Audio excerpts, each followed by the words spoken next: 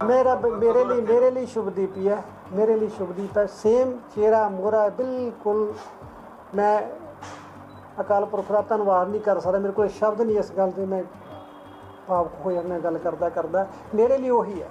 तो कुछ राहत मिली है मैनू अज, क्योंकि फिर भी मैं शुभदीप सिद्धू नूं तां नहीं कह सकदा भी वो ये बच्चा ਉਹਦੀ जगह ले लूगा, पर वो तो ਉਹੀ सी। पर फिर भी एक तुहाडे विच विचरण दी मैनू एक आस मिली है।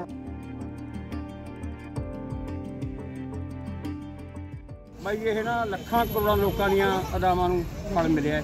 परमात्मा सच्चे पातशाह लंबी उम्र करे उस बच्चे की। ਸਾਨੂੰ मतलब ਉਹਦੇ ਮਾਂ ਪਿਓ ਰੋਂਦੇ ਝੱਲੇ ਨਹੀਂ ਜਾਂਦੇ। बहुत दुख ਸੀਗਾ। ਅੱਜ ਸਾਨੂੰ बहुत खुशी हुई है। ਉਹਦਾ परमात्मा साथ ਦਿੰਦਾ। ਇਹੋ ਜਿਹੀ ਗੱਲ ਕਿ ਸਿੱਧੂ ਵੀਰ ਗਿਆ ਸੀ ਤਾਂ ਜੋ ਉਸ ਘਰ 'ਚ परमात्मा ने वापस